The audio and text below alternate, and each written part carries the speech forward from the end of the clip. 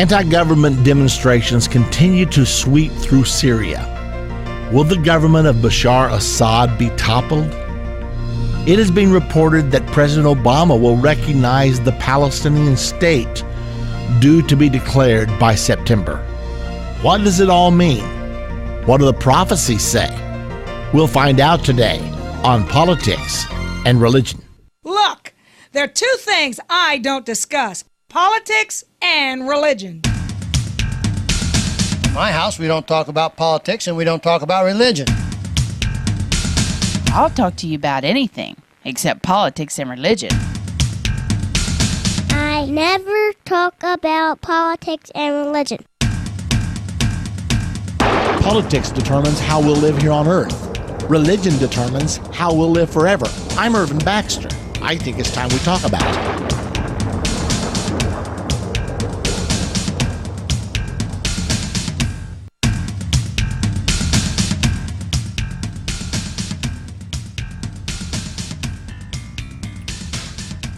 As turbulence continues to mount in the Middle East, all of us are still looking on saying, okay, what does this mean? What is happening? In fact, which reports do we believe? Which ones do we not believe?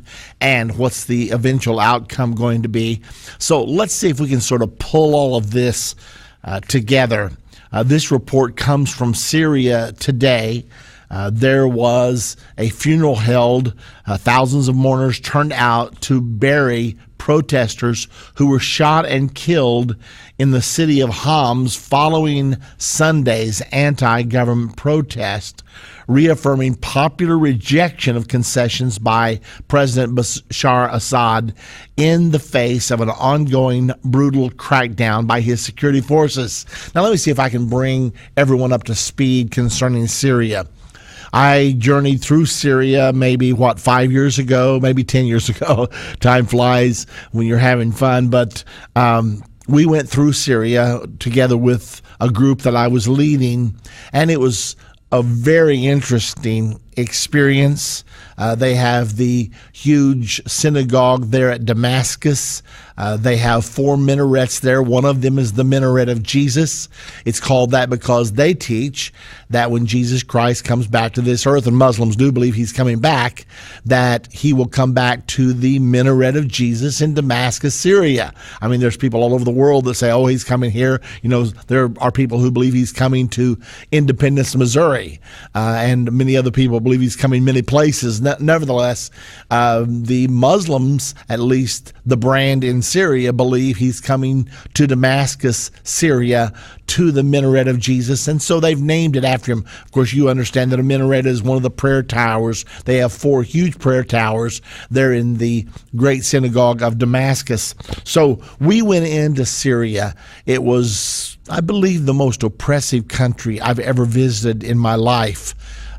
Huge pictures of Mr. Assad, not Mr. Bashar Assad, but his father, who had ruled Syria for about 30 years as absolute dictator. And when I say huge pictures, you've got to get this. I'm talking about a building 5-6 stories high, the whole side of the building in downtown Damascus, and with Mr. Hafez al-Assad looking down upon you, and then every single business place you went into, there's a picture of Mr. Assad, and that way the business lets everybody know I'm loyal to our president. And well, it was very much a cult-like situation. So interesting place, not a lot of freedom. Matter of fact, I'm not sure whether there's really any freedom or not. I asked our guide, so who does everybody work for? And he said, we all work for the government. I said, how do you all work for the government? Who pays the bills? They said, well, oil. Our oil product is what pays the bills, and everybody works for the government. So everything is tightly controlled in Syria. Very interesting situation there. Now, it is backwoods. For example, when we stopped at some of the restrooms, All that was there was just a hole in the floor with a hose. That's not a very tasteful thing to speak about, but I'm simply trying to describe to you the very primitive conditions. But it was an interesting place to visit, and you may be also interested to know that the street called Straight, where the Apostle Paul went to when he was smitten on the Damascus road with blindness, and he was instructed by God to go to the street called Straight. Well, there's still a street in Damascus called the street called Straight. And so we visited there. It was all very, very interesting, but very oppressive. When we left Syria and went into Jordan, as we crossed the line, of course, our Syrian guide stayed behind. We got a new guide when we entered Jordan. And when he stepped on the bus, he looked at all of us and said, "Can you feel it? Freedom." And now here is one Arab country speaking about another Arab country just across the border. As a matter of fact, I found out today that from Damascus, Syria, to Amman, Jordan. Damascus, Syria is the capital of Syria, of course, and Amman is the capital of Jordan. It's 108 miles. So very close proximity. And then from Amman, Jordan to Jerusalem would be about, maybe 70 miles. So everything is in very close proximity. And once you get this in your mind, you find out the Middle East, the reason they have a lot of conflict sometimes is because they're so closely associated together. Nevertheless, Syria is one of those places where the iron grip of the dictator doesn't allow for dissent, and that's the reason that Mr. Hafez Assad ruled it for 30 years, and now his son Bashar Assad has ruled it for 11 years. And most people thought that the regime would never be challenged, but it is being challenged. And that's what's so interesting. Some people thought it could not happen, but yet it is being challenged even today as I speak to you. They had this funeral today. The people are chanting for freedom and the fall of the regime that oppresses people. Now, Bashar Assad claims the United States is funding all of this uprising. The United States denies it. And furthermore, another story has broken actually yesterday, stating that Assad's own smuggling network has been commandeered by his opposition in order to arm the opposition that's rising up against him. Syria has been a center of smuggling. They smuggle arms to Hezbollah. They smuggle arms to Hamas. And they are very much a smuggling center, smuggle arms into Iraq. So this smuggling network now, however, has been commandeered by Saudi Arabia, apparently, and the claim is being made that Saudi Arabia is shipping arms to the rebels, to the reformers against Mr. Assad. So the big question today is, what's going to happen? We know there's a lot of turbulence in the Middle East. We know that Gaddafi may or may not survive. Assad may or may not survive. Iran is trying to use all the turmoil to gain power in the Middle East. There's one particular group that actually is asking the United Nations to stop Iran from sowing discord in the Middle East. So all these things are boiling right now. So the big question is, what's ultimately going to happen? Now, before we answer these questions, let's go to the nation of Israel and find out what is going on in the nation of Israel, because as you know, the Palestinians have now decided they're going to go to the United Nations and request statehood there and recognition by the international community. If that is granted, then what? What will all this mean? Now, they're going to ask for recognition of the Palestinian state within pre-1967 borders. Now, will in fact the UN vote for that, or will they merely recognize a state with borders to be determined? Now, if they recognize a state with borders to be determined, then that'll probably put us right back about where we are. But if they recognize a state within 1967 borders, then that's going to put incredible pressure on Israel, and it will pressure Israel to withdraw its troops from the West Bank area. If they do not, they would be in violation of the will of the United Nations, and they could very quickly find themselves in the same position that Mr. Muammar Gaddafi finds himself in today, actually at odds with the world community. Now, the Bible does say that the world community will invade Israel. So these are all things. The Middle East is in a state of flux.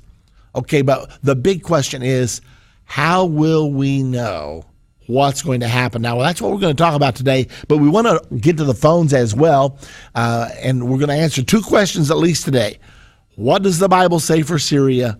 What does the Bible say for Israel? So that we can sort of know where we're going to end up. We may not be able to accurately describe the path between here and there, but we can know how it's all going to end up. But right now, let's go to the telephones and calling from Kentucky, listening to us on the internet. Hello, Brad. Welcome. Hi, thank you, buddy. I just want to say first, Irvin, I love your show, and thank you so much for what you're doing out there. Thank you. I had a quick question, a kind of a two-part question about the Antichrist.